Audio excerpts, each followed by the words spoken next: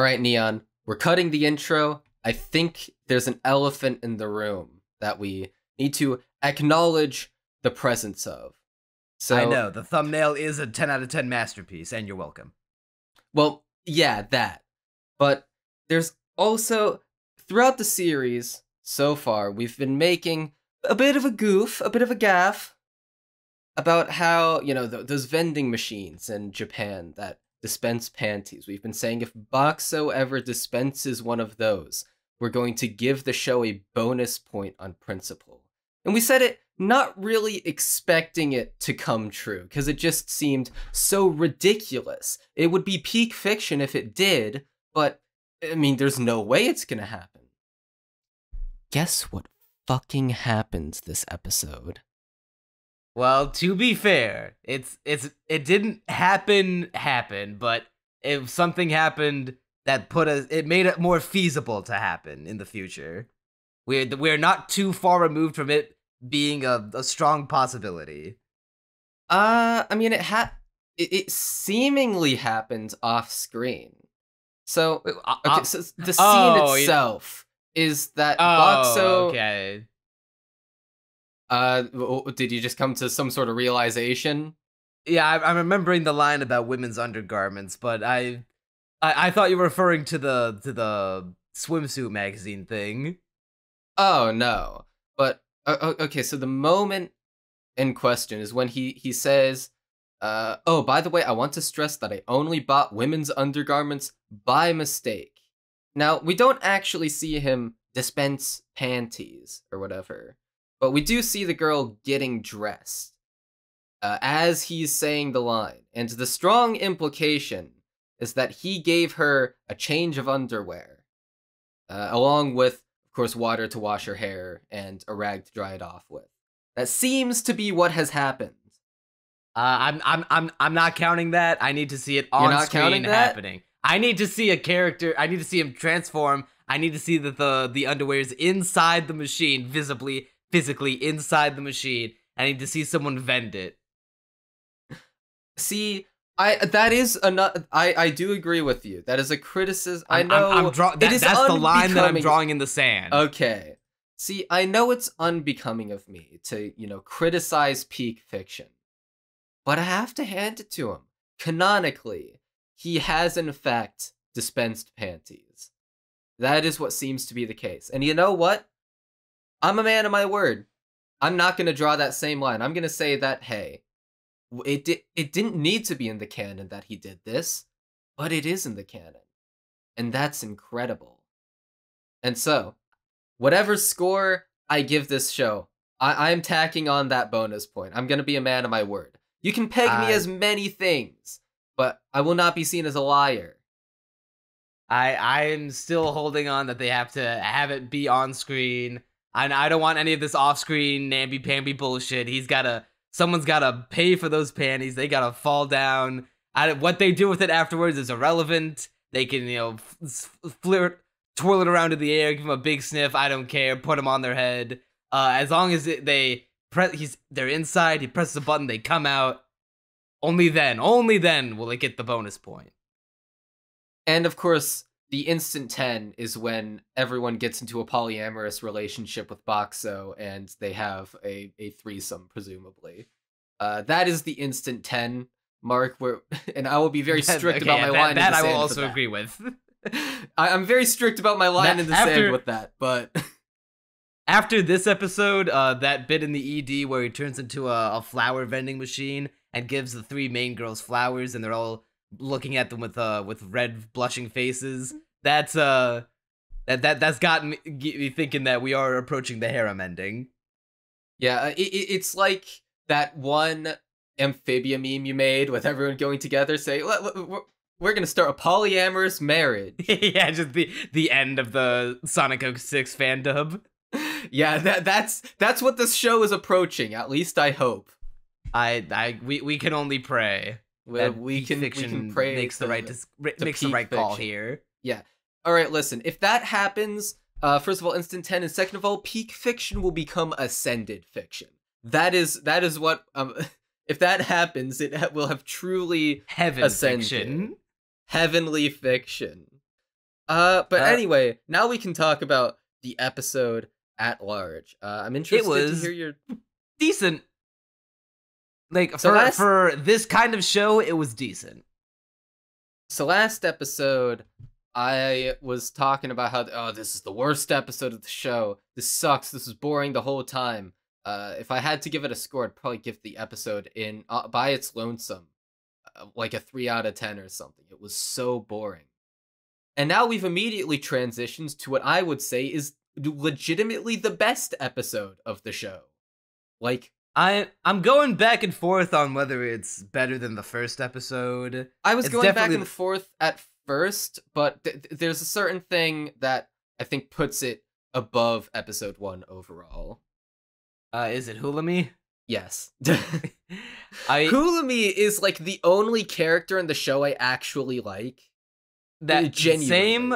My only criticism is that I don't know what happened to her face, but something's up with the face, and it's exclusively a her problem because no other female character has this problem. I mean, I never noticed anything. Okay, The best way I noticed can describe it is that one- her face is weirdly like scrunched and like flat.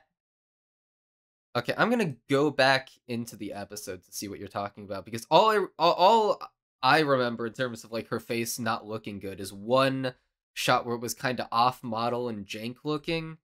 But I mean, this show doesn't look stellar regardless, so that's to be expected. Like I'm thinking of Lammis's face and I'm thinking of Hulami's face, and I'm imagining Hulami, and it looks I can't help but think like she got hit in the face with a shovel, like the flat end of a shovel, and like almost like a cartoon. It's like cartoonishly shovel face. Maybe it's just that her. Okay, I am seeing it a little bit more now. Now that you're bringing Yeah, it see, up. like imagine Lammis is like for as not stellar as And the show looks. She Return at least to, has like I a will return to Lammis for comparison. yeah, and like look at Lammis's like happy smiling face, and notice how it's more full. It's like more rounded and face shaped. I think the reason for that, seemingly, if I had to take a guess right now off rip, is that Hulami's eyes are a little smaller than Lammis's, and her forehead is a little bigger proportionally. Maybe that's it. I don't know. It's something. It's a shame too, because outside of that, yeah, she would be the best character in the show, if only because she has like a personality. The closest thing only one with an actual personality that isn't just stock generic. Yeah, she has more than one personality trait. Yeah, like we're introduced to her as like this very standoffish person because there's these people who have kidnapped Boxo and bring him to her. He's like, "Oh my god, you people suck. Get out of my sights." And then as soon as she's with Boxo, she's like very enthusiastic about like figuring out everything she can about him. I had thought that she was like the secret evil thug boss the whole time, and then they were bringing it to her as because she was the thug boss. I did not realize that she was also a prisoner.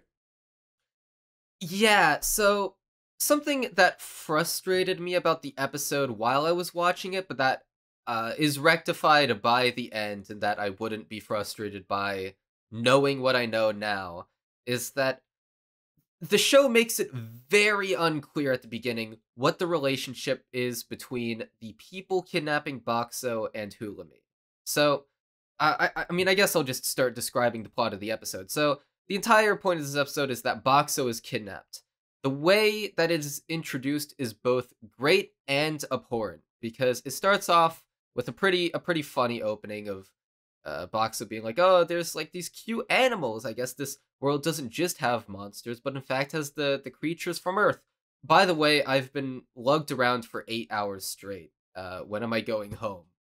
And then it cuts to first the OP and then the backstory. But the issue is the episode is literally called like I forget the exact title, but it spoils that he has been kidnapped, and I'm like, why would you make it the title, though? Couldn't you just, like, build to it through the episode? I know it's not a huge build-up or a huge reveal, but it's like, My brother in Christ, you spoil it right before it happens via the title. Did you need to do that? Was there I a mean, as soon point? as you see the guy who tried to break into Boxo Yeah, but that's to steal his after the money. title. That's after the title. Like, I don't know. It's not like a big gap of time either. I feel like you just would know that, hey, Boxo's going on like an 8-hour cart ride journey without any of his friends. well, I mean, I would have feel like figured something's it out up. as soon as the guy who tried to break into him before appeared, because there's no reason the show would, specify who it is unless they're up to no good. But I just feel like it's kind of weak that the title just gives it away right before we could have had a moment where the viewer pieces things together. Oh no, it's not a big deal in the grand scheme of things, but I was like, that's lame. But anyway, What are you gonna do? Well, what's more important is that this is finally our introduction to new best girl Hulami. yeah. So they basically okay. So their goal is to get all the food and snacks out of box so they can hold him at knife point, beat him up, rough him up a little, and like oh come on bro, give me all the food. But they're also trying to get all the money from him because they know, hey, he's rich behind the scenes and he can dispense money. So, bro, Hulami, you're doing it for us. And they presumably hired her to do it or something to that effect. Well, they also are holding her prisoner, so maybe it's more of a coercion thing. It's probably more of a coercion. Yeah, thing. I'd say coercion. But at first, it very much seems like they're in cahoots with Hulami, and that Hulami is like doing this of her own free will. That she just lives in a dungeon because I don't know, she's just a weirdo. She's a poor street rat. Yeah. She does say that she's not afraid of dying, so yeah. I honestly kind of would have preferred if she was secretly a thug boss. I mean, it would have was, been like, way more interesting. But Yeah, I and, don't like- dislike the Hulami we got. yeah, just because I think it'd be interesting to see how, I don't know, Lamis would react to that information. Like if she knew the whole time, or if she was like, Hulami, you've been dealing crack behind the back alleys this whole time. To the children? Crack dealer Hulami would be Crack dealer in peak another world. Yeah. Get on it, Japan. That would be one of the best isekai premises ever, by the way. But what He just frustrated me... ruins an entire like isekai countryside by just getting them addicted to crack. I mean, hey, that's one way to destroy a nation. It's happened in our timeline. I kind of want to see that now. I do too. I've instantly sold myself on this. Can we crack isekai every week? When is it happening? Yeah. No, I might have to. Hopefully, there's like in the same vein as like I Want to Punch Women. There's a manga dojin out there of crack dealer in another world. But anyway, the scene that frustrated me at first is because I didn't get why the dudes wanted to beat up Hulami, because I was like, but you're on the same side. You're together. Why you do this? But as it turns out, no, Hulami is captive. She can't really do much about it, right?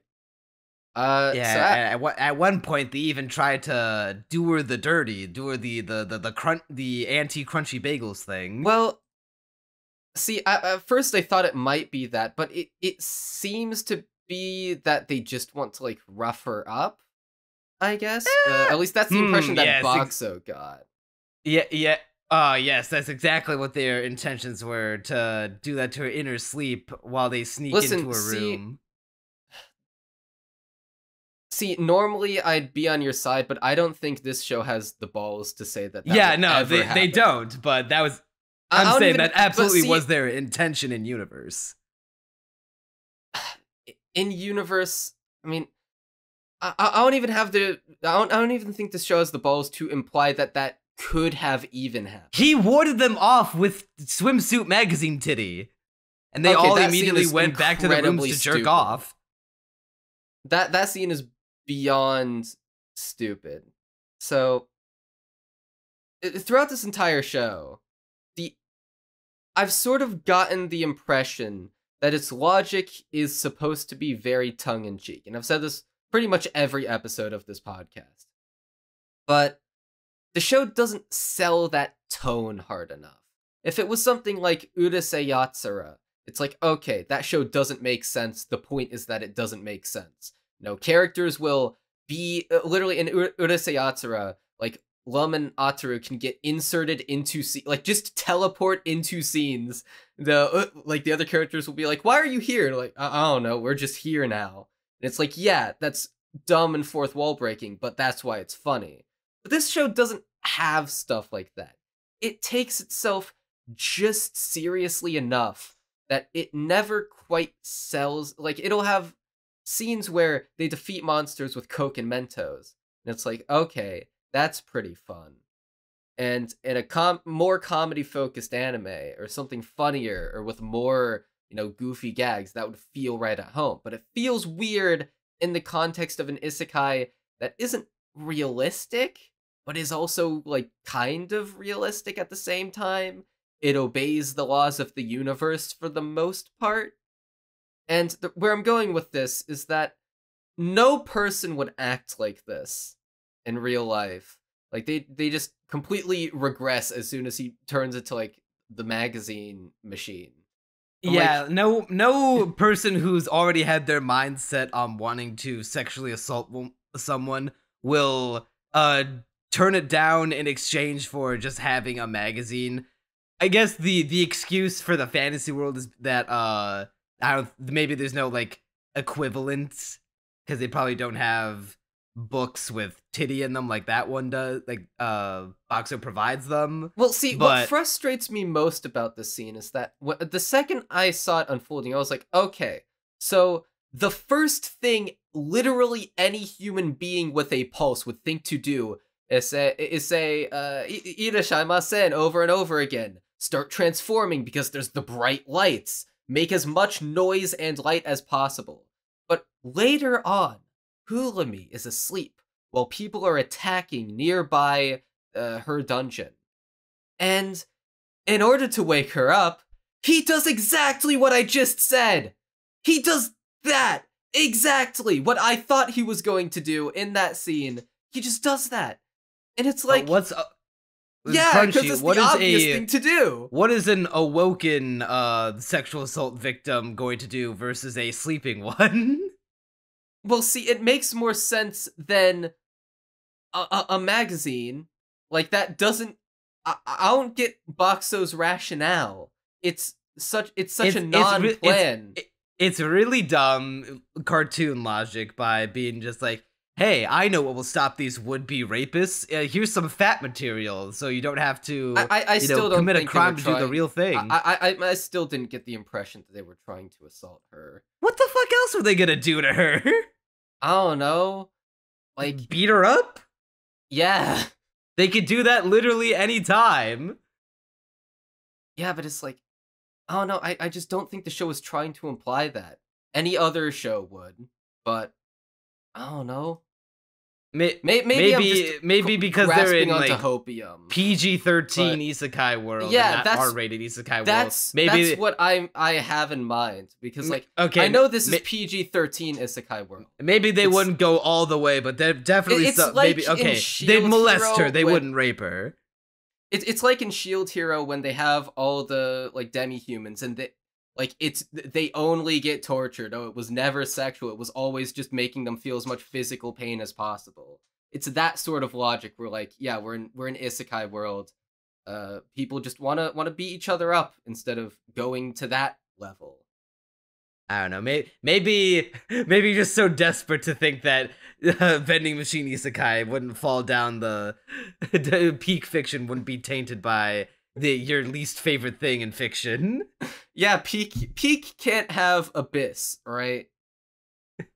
There cannot be a heavenly delusion moment inside vending machine isekai. My reality could not handle it. It would break my psyche. Yeah, like, I just don't think that was meant to be implied. It's just that any other... in real life, that would be the obvious implication.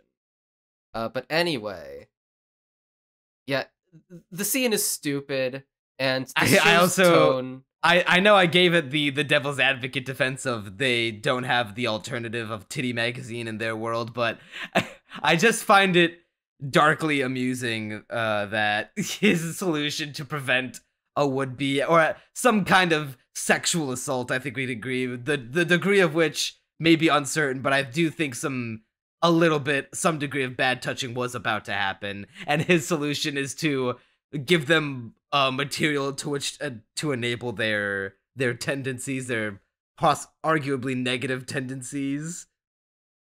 It's just nothing about it makes Guys, any sense.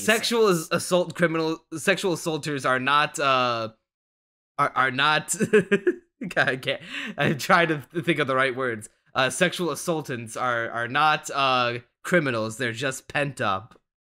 They just got to relieve some frustration, you know. I mean, I guess the argument could be made that like the show obviously isn't trying to redeem these people. It's just a matter of getting them away from Hulami, and so that's not really a solution to them being bad people. The entire scene is just stupid, though. Like, it's just dumb. Hey, And the show speaking of, isn't. do we ever see the thugs like getting punished for what they're doing? The Aside of implication is that. All right, Lamis and the Menagerie Guild, whatever it's called, the Menagerie of Fools. Menagerie of Fools, yeah. Now, they come over and they attack, and the implication is that those people who were bad, they did the bad things. Yeah, they done got attacked, and they might be in prison. Who knows? I don't remember seeing a shot of them like tied up or anything. No, we didn't get that shot. It's all off screen. That is hilarious. It is very unsatisfying. But instead we got plenty of Hulami feet shots, so I guess all is well in the world. You see one Hulami foot and just go. No, there's multiple. Something you want to tell me? Oh, there's multiple. I think that one particular shot where they introduce her is like the only close up we get. But she is a certified sandal wearer. I will say, the fact that Hulami has disheveled hair instantly makes her the most attractive girl in the show, and you will never. How much did it break otherwise. your heart that Boxo went out of his way to unshuffle her hair? You know, it's still pretty messy afterwards. It's in fact even fluffier than it was before. So you know what? I'm not even mad. She may be less disheveled, but she still got the look down pat. It's all the benefit of having a disheveled looking girl without the drawback of Without the smelling like stench, shit. yeah. Yeah. Exactly. Yeah, so Hulami, adorable, pretty. I like her. And she's just fun. Like she wants to learn everything she can about Boxo. She's the scientist type, the mechanic. She's quick on curious. Yeah, she's curious and she's quick on the uptake. She like even though she is given a guide on like oh yeah, here's Boxo's known phrases and we are able to translate what they mean. Even with that, she like just with that faster than any character so far we've seen in the show is able to ask him all sorts of questions, able to work out a yes/no answer system. And even I think is the first person that he's explicitly told and that she also helped to figure out that he is in fact not just a sentient magical machine, but a magical item with a human soul inside of it that used to be human. Yeah, and those in a good show, I would imagine this being the scene where like okay, so throughout the story thus far, maybe Boxo has questions about the nature of his powers. He is somehow limited in his information, and Hulami, being the scientist, somehow manages to reverse engineer like certain aspects of how he works. And through that, Boxo can learn more about how he works, and by extension, the viewer can learn more. But this show doesn't really set any of that up, so it's more like it's that Boxo knows everything and Hulami is slowly coming to his level of knowledge as to his functions, which still is still lame that there's no build up to like figuring out how to how We he can give works it a little or time. She has spent like the majority of this episode imprisoned, so give her some time in her yeah, but element, and like maybe she'll be able to like upgrade well, or she'll check like probably be the one who makes Boxo talk. I think yeah we can all pretty much yeah figure that out. Like yeah. that's fairly that's an obvious place to go. But like, I don't know. I guess I wish this show was like we've been saying this the entire time, but more limiting in Boxo's ability to transform, and like it's more of an upgrade tree sort of thing, and there's a sense of progression. As is, like I'm just imagining the version I'm of this scene that did have that sense of progression of like here's something new we figured out, and it's like oh meeting Hulami was like this big accomplishment. Woo, us being in prison with her like has a huge point to it. I'm coming more around to your earlier criticism of the show of not being able to establish proper stakes of Box's limitations with the point system, because several times Oh throughout this my god, episode I was this like, show broke my suspension of disbelief in half. We'll get to that. it's like, well, okay, how many like is Boxo like hurting for points? Is he stacked? Like what I have no frame of reference, because like I think they show at one point he has like 11,000 something points, but he then follows that up with I can keep my barrier up for 3 hours, but that's it. I'm like, wait a sec. But like it I thought you only consume, what was it that he consumes 1 point per hour, 1 point per minute? Okay, so he regularly consumes 1 point per hour, but the barrier supposedly, as he puts it, leaks points like a sleeve, and so the barrier would be hard to maintain. Now, the actual ability of the barrier. Oh god, voice crack. The barrier makes no sense. I guess I'll just get into it. We already know my criticisms of episode 1's implementation of it. But this episode goes even further with it. So Boxo, at one point the building collapses when the attack takes place, and Boxo puts up the barrier to save Hulami. Alright, so far so good. But as it turns out, well, okay, first of all, it's established like right before this happens that the scene is filled, or that the roof of the building is filled with explosives and gold. That is, and when we later see what it's used for, the roof collapses because of the explosions, and then the gold inside helps him keep the barrier up. That feels a little contrived, but you know what? We can pass yeah, over. the The gold, gold and the being explosions kept, being right next to each other is what yeah, makes it contrived. like that I think Like, that's just the tongue-in-cheek, goofy, hey, there's no it like doesn't feel smart way for tongue-in-cheek, us to write though. about this, so let's just See, I would accept that. Boxo comments on it, it's like, wow, they keep their gold and their explosives in the same room. That's super dumb. Yeah, I guess, but like the show once again just doesn't sell its tone. Like in Urusei Yatsura, to bring up that example again, I would be like busting a gut laughing at that. I'd be like, "Oh my god, yeah, that is silly. That's amazing." But Urusei Yatsura sold its tone from the very beginning, whereas this show feels just realistic enough that it just is brain bending. But Yeah, what's what's even stupider. Oh yeah, you can go ahead. If you I have was gonna say a comment.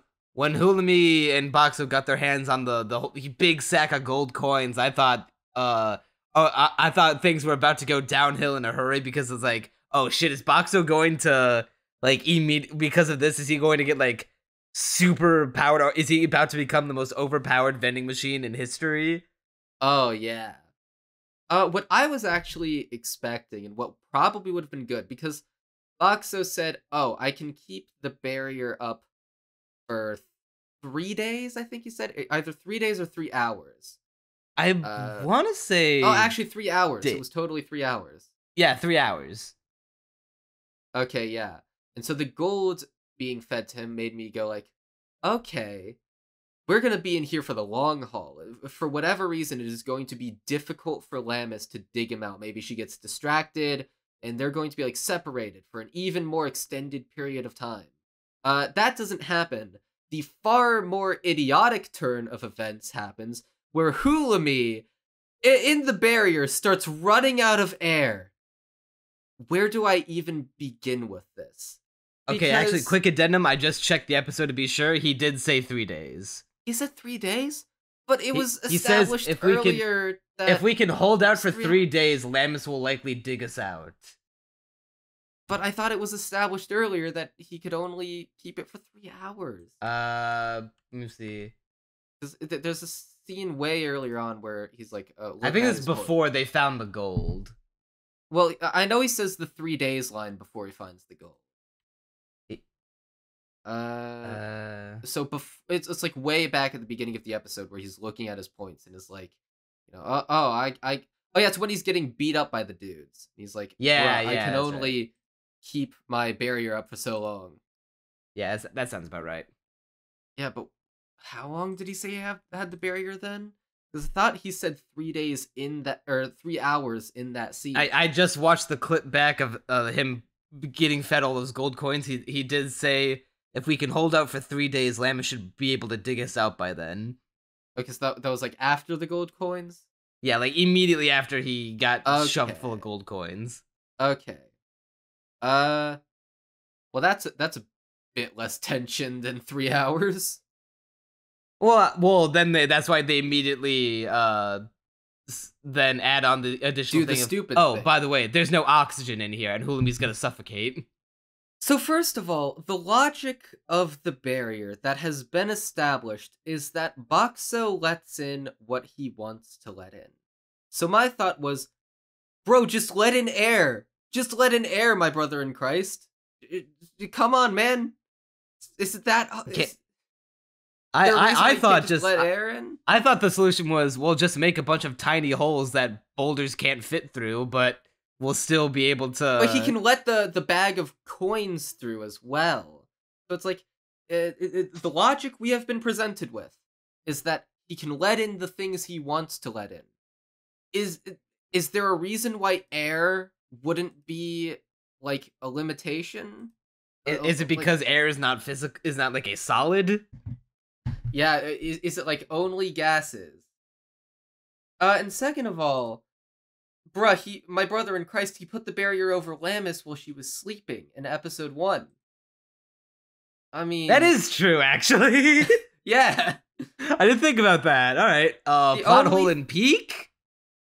The only thing I can think of is that maybe the boulders are keeping the air out. Maybe. But then doesn't he explicitly mention that the barrier is suffocating her? I'm not sure if he explicitly says it's the barrier, but like, let me check real quick. Like, I feel like you would. Okay, so I'm looking at the scene right now. Okay, well, the line he says specifically is, the air's getting thin because we're sealed in here, so it's probably not the barrier, it's probably the rocks. Okay. I guess I can accept that fine. So they can breathe inside the barrier. Okay. So, okay, good. No plot holes in Peak. No plot holes in Peak. Glad we've gotten that sorted out. So let's see. I feel like we've kind of got everything already, outside the fact that Hulami wants the big metal D. Oh yeah, she does say, if you were a man, I'm not sure if I could resist before sucking the oxygen out of him. Sucking all that hot, white, creamy oxygen. There is a little bit more to say about the ending of the episode, where, okay, so Lammis is distraught over being separated from her beloved for so long. She, hugs him, and, like digs him out, hugs him, and there's this one bit that was supposed to be emotional, and that I burst out laughing during, because, okay, so Lammis is crying and holding her, and then the screen goes grayscale.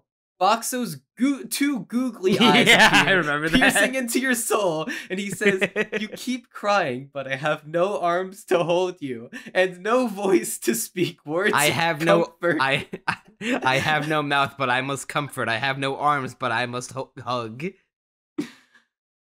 I'm sure in the light novel that came off a lot better, because you'd be more used to Boxo's monologue voice, explaining everything and talking about his feelings. But having the googly eyes there, man, that that was something else. Oh yeah, that two bits that I appreciated from the show. One, I did like that Boxer was once again learning how to mix phrases to communicate, and I love how he mixes his phrases to create the word atama, which means head in Japanese, to tell Hulami like how to use the shampoo and that the shampoo is for her hair, and B, to insult the bald boss thug that kidnaps him. Yeah, more clever uses of the limitation, and I'm glad he hasn't learned to speak yet. I'm sure it's coming up soon, because Hulami's Episode 6, we called it episode 6 or 7. He's gonna halfway through the series, he's gonna learn to speak. And we said that would be the acceptable time for it to happen. So, unless they're I'm gonna fine be with real that. patient and maybe wait till the end of what would be season 1. But that's like the end of the light novel series. Oh yeah, I keep forgetting that it's like really short. Yeah, 3 volumes, right? I think that's what you said. Here, And then the other bit that I actually did get a bit of a chuckle out of this one is after the thugs try to rough him up to get him to cooperate. He purchases an upgrade into his durability, which makes it so that the thugs' weapons can no longer even damage him. They do 0 damage. But then Glamis just falling on top of him does 25 damage when their weapons, even before... This is after he upgraded, by the way. Before he upgraded, the weapons only do like 1 to 4 bits of damage to like his points. Yeah, this one I did 25 points that. of damage. It was fun. Which, I mean, Lamis canonically weighs like fucking... must weigh 1,000 tons or something. Yeah. And I think that's about all I have to say about the episode. Yeah, the episode ends with a hinting that the captain of the Menagerie of Fools really want to recruit Boxo to their party, and they helped rescue him as a bit of a favor for leverage, but whether that happens, which it'll definitely happen, and Lamis is gonna join the team. Well, either one of two things is gonna happen, judging off of the opening and ending.